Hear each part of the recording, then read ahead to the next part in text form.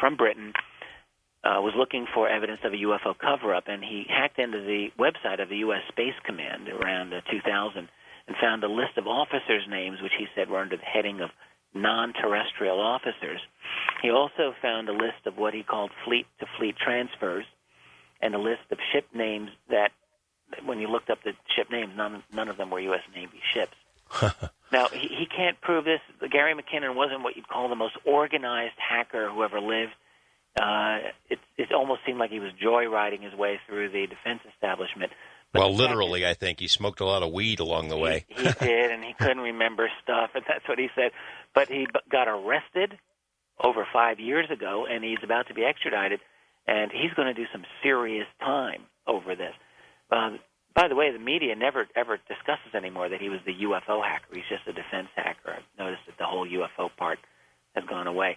The other reason I think there may be a secret space program is if there are genuine anomalies on Mars or the moon, as many have argued, this would certainly be a prime motivation for developing a secret component to your space program so that you can investigate these in private without having prying eyes.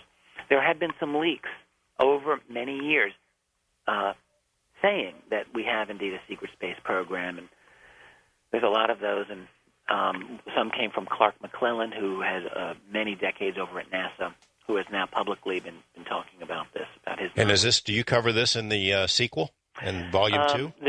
A little bit in this one, and a lot of it's going to come up in the third volume, because a lot of it, I think, in terms of the history, really breaks out in the 1990s. But yeah, I've got some issues relevant to that in this forthcoming book. All right, back to the phones. West of the Rockies, John in Colorado. John, you there? Yes, I am. Good morning to both of you, George and Richard. Hey, John. It's a pleasure to be talking with you.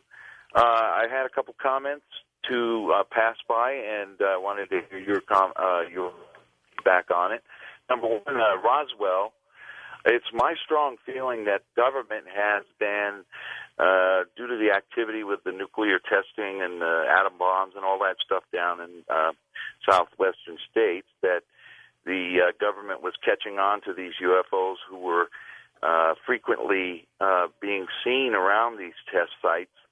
And I have a strong feeling that the government actually shot down one or two or three or several, including the Roswell one.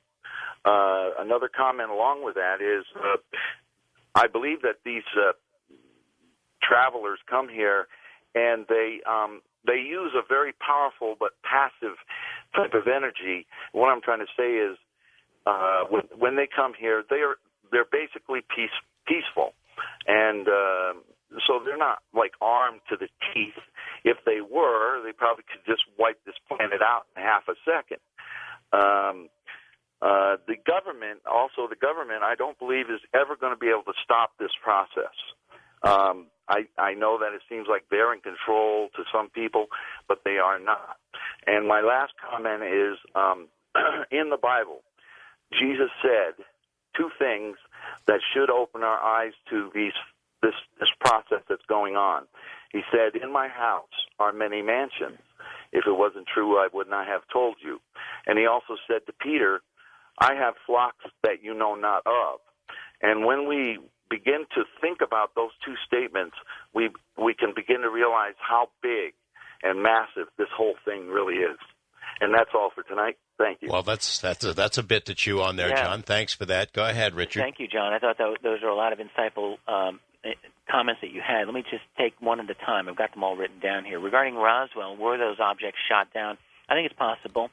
There has been some talk over the years that they may have been hit with a kind of directed radar array that was new to them at the time, that they may have been vulnerable to.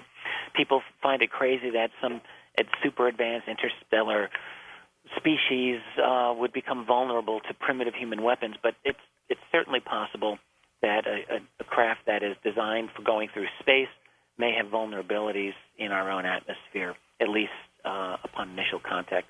I would not rule it out, although certainly we can't say that we know for sure. Whether they're peaceful or not, I've never been persuaded by the argument that just because they haven't wiped us out means that they're peaceful. We don't wipe out our farm animals or natural wildlife, at least completely.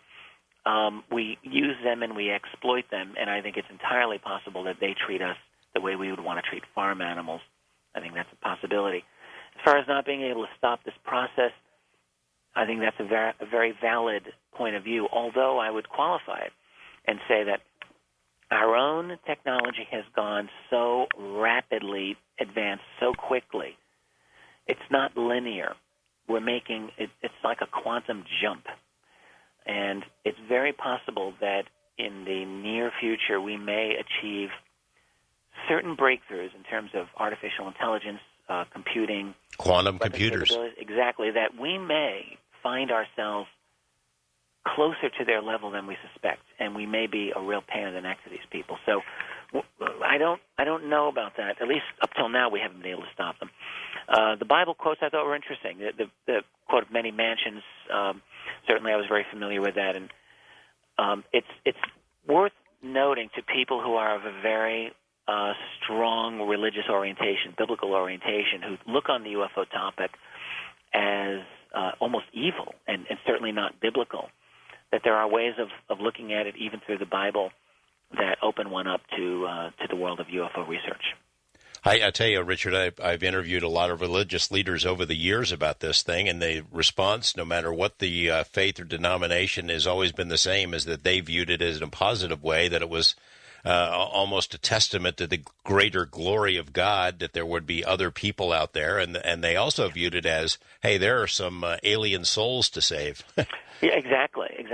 The long history of Christianity is replete with examples of denying the reality of this. 500 years ago, a guy named Giordano Bruno was burned alive because he believed that there was life out in the stars.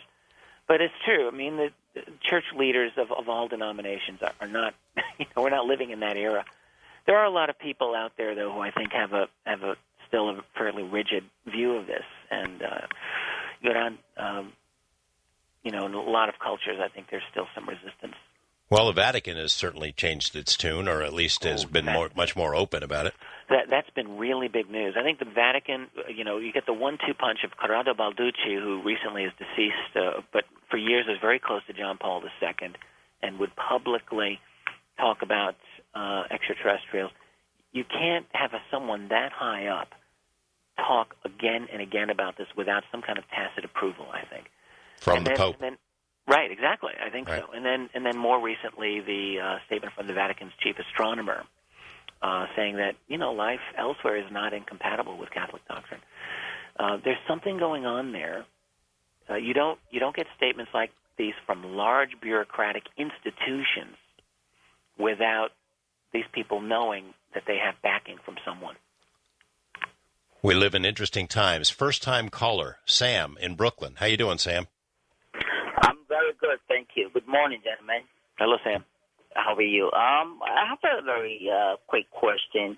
As far as the UFO call-ups are concerned, it seems to me that it's only, at least for what I've heard so far, it seems to me it's only the developed nations that these occurrences like UFO sightings usually happen.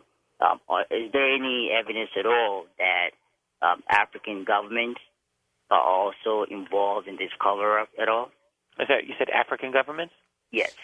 Well, there is a lot of evidence that UFO encounters with African militaries occur just like they occur everywhere else. So those governments are involved. For example, there was a phenomenally interesting encounter in 1987 in Ghana. Okay. With the Ghana Air Force. That's where I'm from, by the way. Are you? Really? Well, yes, sir. That's pretty cool. I've got this covered in my next book. Okay. A fascinating encounter that we have military documents, our own U.S. Defense documents have records of this. Is this one of the Project Moondust documents? No, I don't think it's a Moondust one. Okay. It's, but it is I think it's a DIA. I don't have it in front of me. A Defense Intelligence document, I think. But I do know we have it, and it described a Ghana Air Force pilot who was considered extremely reliable, very top-level kind of guy, who was involved in an encounter